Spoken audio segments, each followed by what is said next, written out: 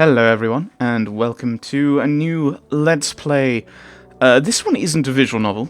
Well, kind of. I've played a little bit of it. Oh, I love this music. This music is awesome! So this game is kind of RPG-ish in the fact that you're making decisions and talking through things, so there are elements of visual novelism. But it's an RPG with turn-based combat. Huzzah! Yay! If you don't understand why I'm cheering, you don't watch my Dragon Age Origins Let's Play, and you haven't watched my Baldur's Gate one. So yes, this game is set in a kind of mythical, kind of Scandinavia type setting, and I will not be attempting an accent because my brain. I've heard a few Scandinavian accents, like there's some in this game, and I follow Kirirusha, who's got an amazing accent. I think I don't know. She's from one of the Scandinavian nations. I think Finland, maybe. I feel really bad. I should have looked this up if I was going to talk about it, but I don't know. Right. So I won't be trying it because I did look this up. The country I get the third most views from is Sweden, and I don't want to offend people. Your competence and talent and lack thereof are offensive, Dragonster. I know. Right, so we have heraldry. I wonder what this is. So this is our banner in combat. I'm not entirely sure how relevant it is. Ooh, a Liverpool fan. Ooh, backers. So yes, Liverpool fan. Lord of the Ringsy. What other ones have we got? Tum-ty-tum-ty-tum. A beholder. Some kind of starry thing. Wolves. Wolf heads. Pomeranians. What's that pug? Right. Stars. A lion. I have no idea. Oh. The red dragon on the white background. It's basically my avatar. We'll go. There's a beard. Just a beard. I think we'll go with the red dragon, I think. I have played this a little bit, but we're going to play a new game and start from the very beginning. It's a very good place to start, after all. New game. Let's go. The story in the Banner Saga changes based on the choices you make. You will occasionally switch between lead characters, witnessing the story unfold from different perspectives. The gods are dead. In their wake, man and giant survived through a tenuous alliance, driving black destroyers called Dredge deep into the northern wastes. Now is an era of growth and trade. Life goes on. Only one thing has stopped. The sun.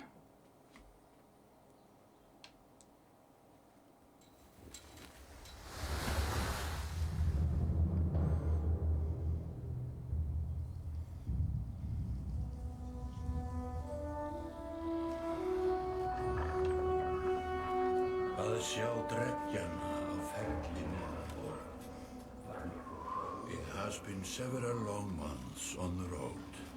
The first signs of snowfall accost us on our approach to Strand, largest of the trade cities on the Val-human borders, and our last collection before returning to the capital.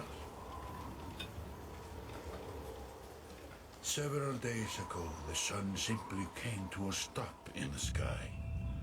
Though during these long winter days, none of us can be certain how long it has been this way. Some of the men in the caravan have taken it as a dire omen. I am not quick to superstition, but I myself will be glad to be done with this year's rounds. We have been warned by stranded travelers about brigands on the path through Ridgehorn, our road home. Our captain seems unconcerned. Perhaps he is as eager as I to be done here. We will rest here this day and inquire further when we speak to the governor.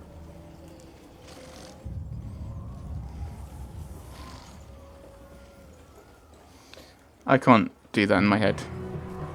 The accent. I can hear it in my head, I just can't understand how to do it. What is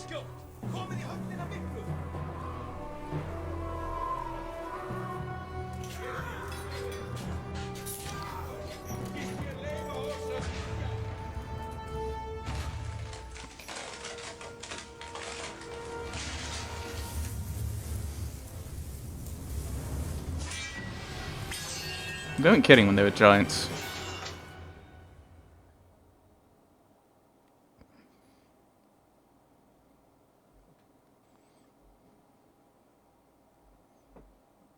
Loading. And here we are. And here we are with gameplay. This is the first fight tutorial. The kind of second fight's also a bit of a tutorial. And then I think, is the third one? I can't remember. Right. I've played this maybe three or four times. So this is the... Really, how many times? One time just check it recorded. The second time the recording just didn't work. Third time... I've done this fight several times. That's enough. Right, we've arrived just in time. The chieftain in red and his men are now looking at a tougher fight than they bargained for. Click and drag around the screen to see your surroundings. We can do that. So, the guards have died, but some of them have died with the red and black shields. There's, whatever, I doesn't have a name yet. The Scrivener. And people just watching. Click and drag, yeah, click the tick to continue. These portraits show the order of initiative, taking turns from left to right. Your allies are blue, enemies are red. It's your turn to act. One thing to note is that it always alternates, and it's the next person in initiative order for your team to go. So, right, movement happens before action. The ring shows your shield banger is active. The blue tiles around show where he can move. Some characters fill more tiles than others. The horned allies are a race of giants called Varl, who take up 4 tiles each, while humans fill a single tile. This can have an impact on strategy. Click the tile you want to move to, then click the tick mark to confirm. There, confirm. Move your shield banger here to get him into attack range. Rah! Charge. Target an enemy. Click the tile on which they stand. Allied tiles are blue. Blue. Blue. Enemies are red. Target this enemy now by clicking the tile. You can choose to either attack the enemy's strength or break his armor. The numbers beneath each icon, 2 and 5, show the damage that will be done to the stats. So we'll do 2 damage to the armor or 5 damage to strength. Strength counts as both health and damage dealt. A loss of 2 strength means you'll do 2 less damage. If strength falls to 0, the character falls in battle. Armor blocks strength damage but can be reduced by a break attack. By breaking armor, you can open them up to take more damage in the future. This enemy only has 5 strength, so a strength attack will defeat him. Click the fist now to attack strength and confirm the choice. Rah!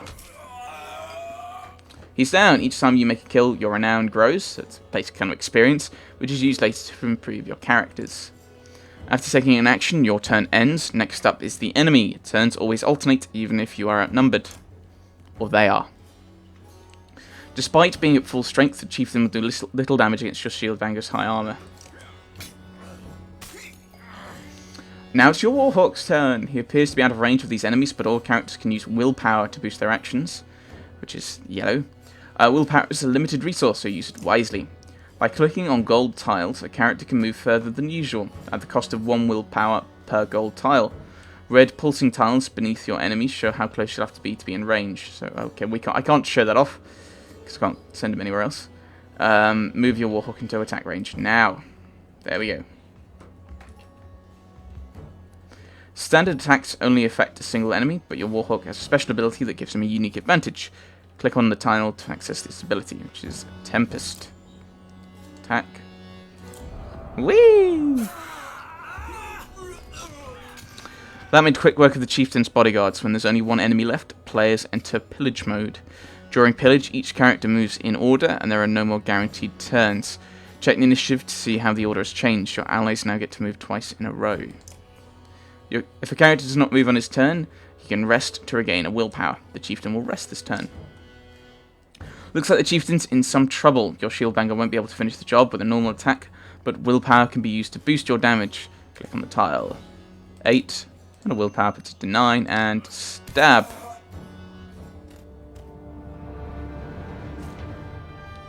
The foes lying dead at your feet would regret ever crossing your path if they weren't dead. Gain 5 renown. Hooray! Like a rabid wolf, that one. How did it come to this? We fool ourselves believing that peace will last. My grandfather built all this from a poor fishing village, you know. He watched the gods die, watched the chaos that followed, watched man and Var slaughter each other, even before the threats arose. All we've done is traded one struggle for another. Now that there are no more threats to war against, we war against ourselves. This chieftain meant to kill me, and he's not the first. A dozen families in the city would gladly take my chair. This one had men waylaying merchants, both north and south of the city, strangling trade, quite well, I would add, though he denied it to his lust. This sort of wolf doesn't stop biting because the head is cut off. It just grows a new head. I'm in a bad way, my friend. Help me finish this fight and I'll gladly send you on your way with double our king's tithe. Take any men you need. They're loyal. I promise you that. They will meet you down in the proving grounds.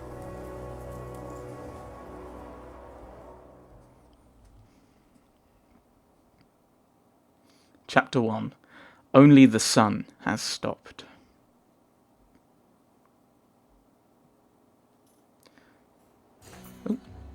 You're approached by a familiar man who walks in step with you as you're leaving the Great Hall.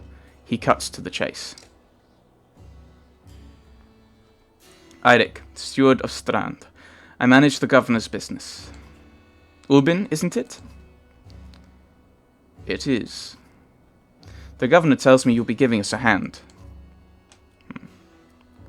What did you have in mind? Scalfings that you didn't hack up in the Great Hall scattered after you took out their chieftain. The governor just wants to make sure they stay down. I was hoping you'd join me at the marketplace by the docks. If there's anyone left to worry about, I know who can tell us. Right, so to the marketplace, the only place to go. Let me handle this. You meander through rows of open-faced houses and eroded stalls. Coloured canvases flap on a briny current. One man in particular blanches as you approach. Had, I'm not in the mood today. For what? Talking to an idiot. The Scalfing's chieftain bled out about an hour ago, Had. So when you tell me what rat's anus the rest of them crawled back into, nobody's going to try and kill you this time. They don't talk to me.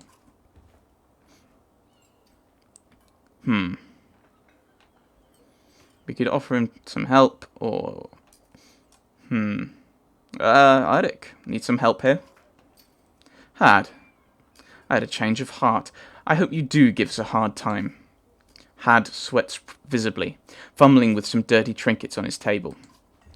Wait, just buy one of these. If everyone thinks I'm getting worked over every week, how am I supposed to know so much? Just a little food money, yeah? We'll throw him something. Yeah, we'll pay it. You toss a sliver of silver on the table. Both men look at you with surprise. Had gestures meekly to a variety of junk from his stall. Take whatever you like. Only thing I'd like is the name of a place. Nobleman, up by Eastwall, but that was months ago, last I know. Had skulks away with a wave of Eirik's hand. Gathering things from his hovel, disappearing for a while until this blows over, you figure. Your bodyguard steps forward. Are we done here? Gunnulf, were you wearing green back at the Great Hall? No, just bought 'em while you were walking around. Why? They look good. I'm glad you care. Gunnulf goes off to look at more stalls. Eirik, that man of yours seemed unreliable at best. A blind dog wouldn't trust Had, but he used to be Scalfing. They're licking their wounds. They've probably gone to old haunts, not new ones. Nobleman is a mead hall? Best I can tell. The name's ironic. Listen, I know a guy who'd love to put a few of these skulls in the ground. I'm going to find him. I'll meet you there. Shouldn't we have an approach of some sort? What a luxury. Come on, you've already mopped up worse today. Just make sure the governor remembers his promise. Double the usual tithe. I'll remind him. To the mead house, then. You arrive in front of what must be Nobleman. A few minutes later, Eirik appears with a weather-beaten man introduced as Valgard. I'll point them out, Eirik says over his shoulder. Ready. were walking through the front door.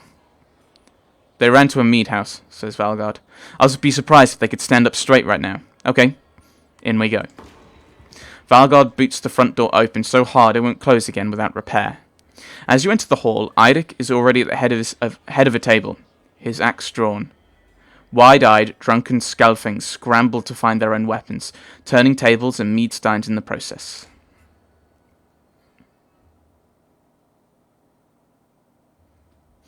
Right, so we're at this nobleman then.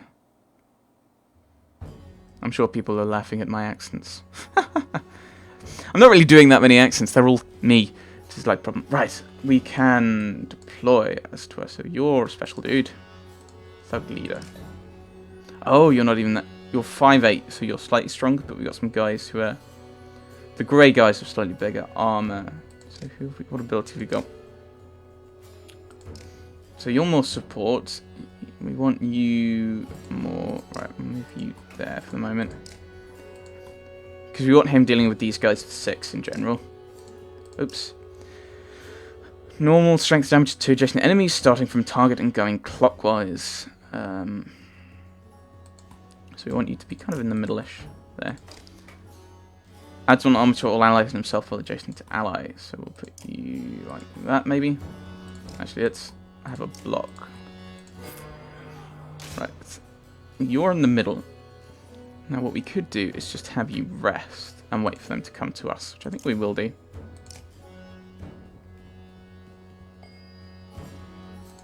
So, do we give 2... And I don't know if you actually gained anything from that, but I'd say 6. Probably should be paying attention. No, because this is using... So it's just rest.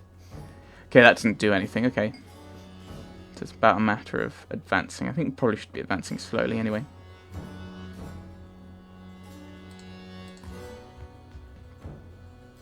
Seven, 8. Can't do anything till end turn. There.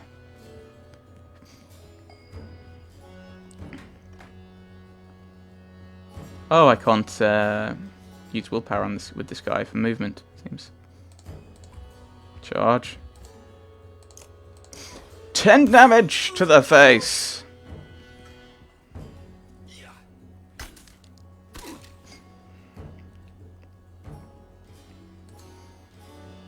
Yeah, we'll just advance up there. And what the stone will do? Blocks 3 damage per hit, so we'll activate that at the moment. I don't know if they're going to come up and attack. Probably should have been paying attention to that. Ah, no.